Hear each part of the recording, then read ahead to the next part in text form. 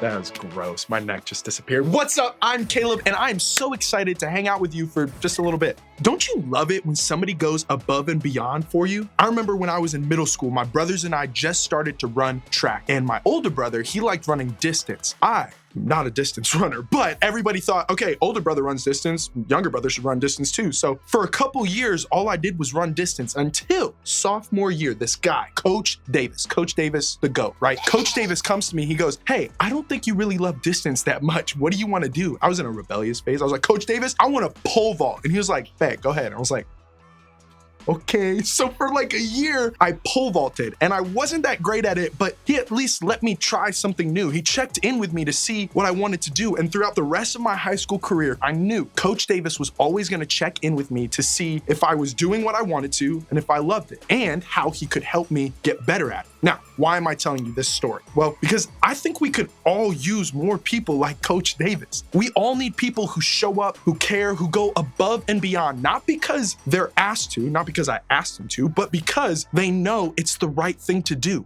Those people are real party starters. I know we all love a good party, but I'm not talking about an actual party. When I say party, I mean any effort to celebrate, serve, or enjoy others in a way that adds value to life. With that in mind, being a party starter simply means you're the one doing those things and inviting others to join in. And Coach Davis really started the party in my life by going that extra mile for me.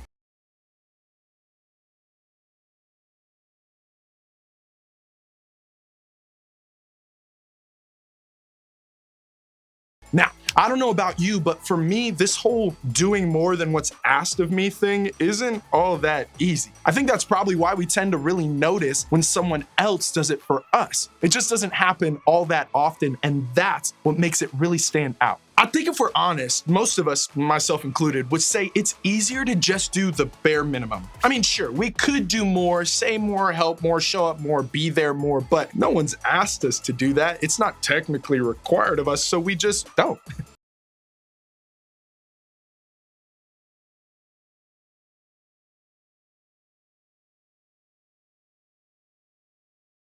Of course, I know doing the bare minimum doesn't always come from a bad place. Sometimes we do this just because we're tired. You can't give more to someone else because you need someone to help you right now. Sometimes the extra effort doesn't seem like it would really do any good anyways. You couldn't possibly have enough time or money to make that much of an impact, right? Sometimes our bare minimum is the result of fear. Maybe you want to help someone out, but you're scared to mess it up or embarrass yourself or do or say the wrong thing. And sometimes it's the result of a little bit of laziness. Maybe you're just not motivated to do much more than what you have to right now. No matter the reason, hear me when I say this. I think on some level, doing the bare minimum when it comes to helping others is something we all do. But if you stop to consider it, is this the kind of person you want to be? Do you want to be someone who lives life doing the bare minimum? Or do you think you want to be someone who does a little more and chooses to go the extra mile? Someone who lives more like a party starter when it comes to helping others.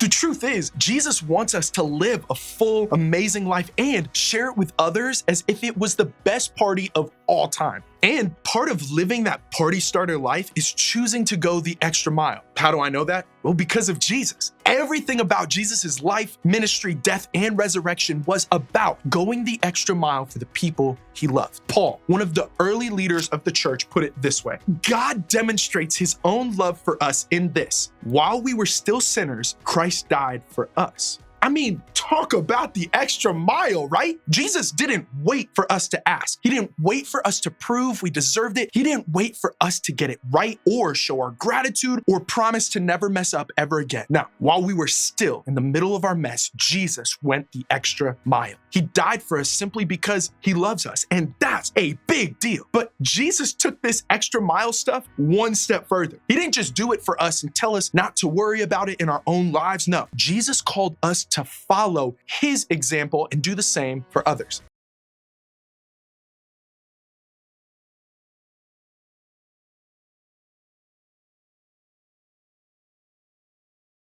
Before we get to his actual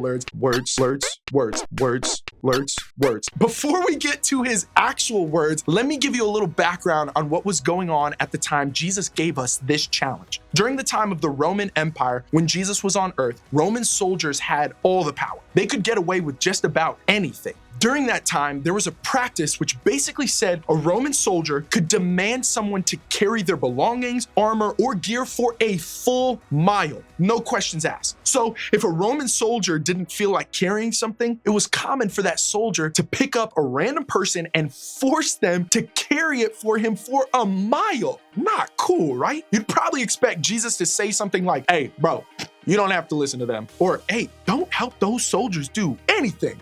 But instead, take a look at what Jesus said. If anyone forces you to go 1 mile, go with them 2 miles.